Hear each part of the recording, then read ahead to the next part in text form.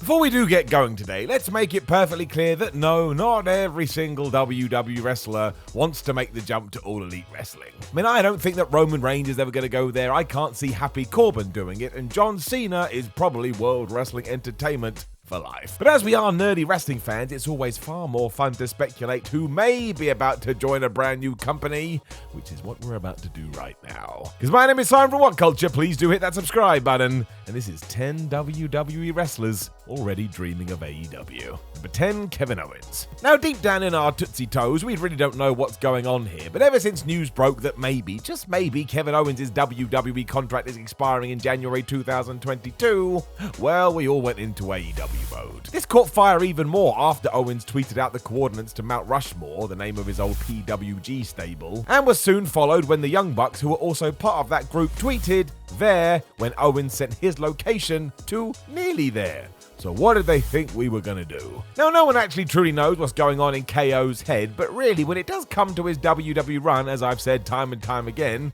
I don't think that the powers that be understand what they have. He is only a one-time Universal Champion at this stage, and really he should have won that belt and the WWE Championships over and over and over again, because he really is that good. I mean, seriously, when was the last time he had a bad match? He also totally gets his character, can be a good guy or a bad guy, so yeah, come the turn of next year, could we see Kevin Owens going to AEW where he would be a mega super duper star? You bet your ass. Number 9, Cedric Alexander. Now, thankfully, as of me saying these words, Cedric Alexander has re-teamed up with the Hurt Business, meaning he's now friends with Shelton Benjamin and Bobby Lashley again. I mean, it didn't go too well because a week after this, they got beaten up by Goldberg and lost to the New Day, but it was far better than him just vanishing from TV.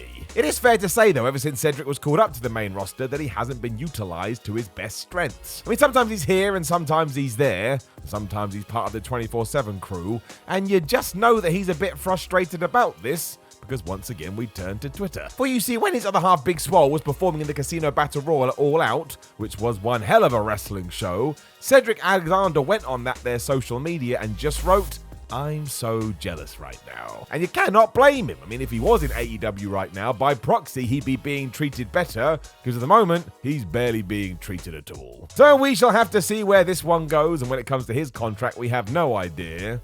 But I can't really see him re-signing. Number 8, Ricochet. Ricochet should be featured on WWE TV every week. I don't care whether you think he can or can't cut a promo. I don't care what you think about his character.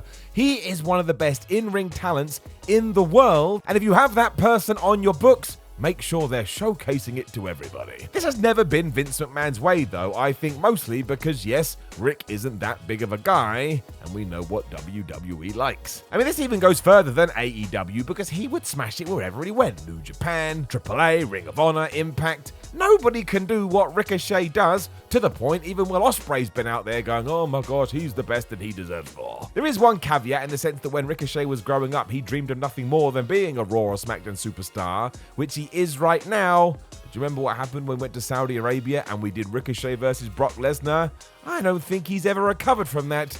He shouldn't have been put in that situation to begin with. Also, as a quick side note too, according to the Wrestling Observer newsletter, he's tied up with WWE until 2024, so you may want to go to sleep for a while. Number 7, Cesaro. The big push for Cesaro in 2021 almost happened, and then fans returned to arenas, and all of a sudden the Swiss Superman couldn't be found again. I don't really get what happened here, because he had an amazing match with Seth Rollins at WrestleMania, he did the same with Roman Reigns a few weeks after this, and ever since he's been with the flipping company, Cesaro can't help but have amazing matches. If you once again want to tell me, oh Simon, I think he's the best wrestler in the world, I ain't gonna argue with you, what can't he do? So at this stage, I think we just have to hold our hands up and accept that WWE is never gonna do more than they're already doing with him. I can't ever see him now being the world champion, even though he most definitely should have been. And before long, he's probably going to be put back with another random wrestler and become another random tag team. He did it with Sheamus, he did it with Tyson Kidd.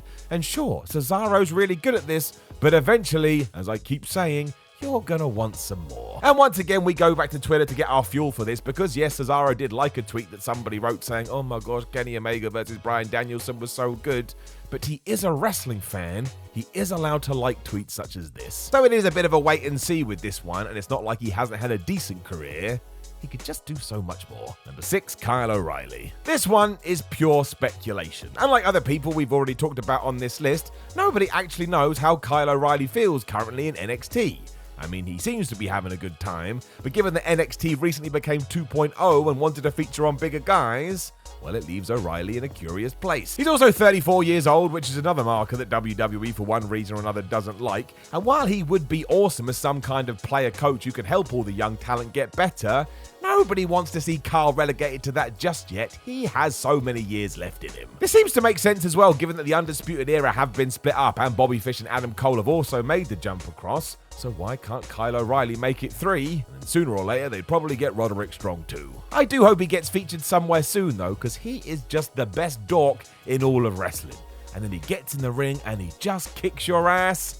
Man, I love him. Number 5, Sami Zayn. Who knows how true this is, but there are stories out there that as Matt and Nick Jackson were learning about the independencies and how to hawk their wares, they learned a lot from one El Generico, who we know now as Sami Zayn. They also had a bunch of memorable matches and feuds together within PWG, and you just know if Sami Zayn's contract were to come up, Matt and Nick would probably ring him up and go, dude, you gotta come over here, because what a fantastic fit he would be. Go and look at any single fight or any single character that Sami Zayn has done.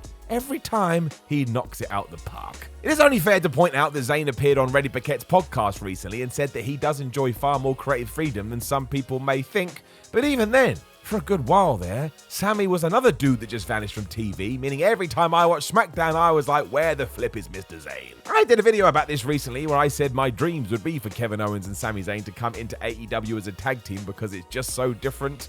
And will it ever happen? Probably not because of dates, but like I say, I'm going to dream. Number 4, Charlotte Flair. Now, straight away, you're like, shut up, Simon. You don't know what you're talking about. And I totally agree with you. Charlotte Flair is so ingrained within WWE and so protected, she may as well stay there for the rest of her career. And if she does, she will have a fantastic time. And don't forget, she is really talented. I cannot stand that rhetoric. This all comes down to her personal life, which sometimes does dictate where a wrestler will go. But Andrade, her other half, is currently wrestling in AEW. They have both mentioned on social media and in interviews that they would like to work under the same umbrella. So maybe one day Andrade comes back to WWE, or maybe Charlotte Flair goes to AEW. There could be some truth to this too, given that she told TV Insider in March 2021 that, and I quote, I can often appear with a very cold temper on TV, which was her way of saying that she wasn't a big fan of how she scripted sometimes. And let's not pretend otherwise too. If anybody is able to sign up Charlotte Flair, all of a sudden their women's division is at least 7 times as good as it once was. I don't want to go back to what I just said, but I will to make my point very clear. She is really, really good. Number 3, Gran Metalik. There were reports a few months ago that Gran Metalik and Lince Dorado were happy to stay within WWE, be the Lucha House Party, and just make as much money as possible. You can't get mad about that. It's a fine way to live your life, and I always thought, well, good for them. Then from nowhere it came out that Gran Metalik apparently is completely miserable, doesn't want to be in WWE anymore, and had asked for his release. And it's not like the company is doing anything with him anyway, so why they can't grant this, I don't know. But even if he does stay there, is he ever even going to make it back onto the show? Like a few months ago, it seemed like all of a sudden the Lucha House Party were going to go for the tag team titles, and then the following week, we never saw them again. So it's quite clear they've been pigeonholed by management, and I doubt that's going to change anytime soon. And if you have never seen Gran Metalik at his best, get your ass on YouTube now and search out some of his highlights. This guy is from a different planet, and he doesn't even get to show it. Number 2, Chad Gable. If we are to believe Dave Meltzer, who was talking on the Wrestling Observer Radio, some friends of Chad Gable are so mad about how WWE uses him, they are desperate for him to go to AEW. You have to imagine that one of these people could be FTR's Dax Hardwood, who worked a lot with Chad Gable when they were down in NXT. And also, if we take a step back from the situation, they are completely correct. Every time Chad Gable is in the ring, he is better than like 99% of his peers. He's never really allowed to do much of anything. Instead, we've given him stupid gimmicks like Shorty G, where we were meant to go, oh man, he's not a very tall guy, even though there were shorter people than him on the roster. I really do think as well, with the right exposure and the right time to do his thing in the squared circle, everybody would look around and go, flub me sideways, Chad Gable is brilliant. I mean, he's a former Olympian, for goodness sake. You basically have Kurt Angle version 2. and we just stick him in random tag teams. Number 1, Finn Balor. Maybe more so than anybody on this list. If Finn Balor did jump to AEW, it would cause the internet to stop and just break down. And it's not like he hasn't had a great WWE career, because he has. He's fought some of the top guys, he's been Universal Champion, he is beloved by every single person there is. But he's also one of these dudes that, while he should be a main eventer, actually exists in this weird bubble that lays just beneath that and is never allowed to pop through. It's why when he was taking on Roman Reigns in Extreme Rules 2021 at the Demon, nobody actually believed that he had the possibility to win. The real shame coming in how he lost. When he managed to use his voodoo to start his music and turn the lights red, all of a sudden the Demon was getting back to his feet, and just as he was about to hit the coup de grace and I suppose win the title, the rope snapped and he fell on his face. And did anybody ever tell us why this happened? Nope. As of me talking, have I seen Finn Balor ever since? Nope. Did he get moved to Raw? Yes. But this is a guy who smashed it in every single other promotion he was in, including NXT. And for some reason, WWE decided to give him a ceiling. So there is every chance when his contract's due, he does go to AEW, and I tell you, just as a man who makes videos on the internet, I want this because the reaction would be crazy. Know of any other WWE wrestlers already dreaming of AEW? Make sure you let us know in the comments below, and don't forget to like the video, share the video, and subscribe. Then head over to whatculture.com where you can read articles like this with your eyes. Make sure you come give us a follow on social media, and go watch a bunch of other videos, because why the hell not? My name is Simon from What Culture. Thank you very much for joining me as always, and I'll let you in on a little secret. I dream of wrestling all the time because I'm a geek.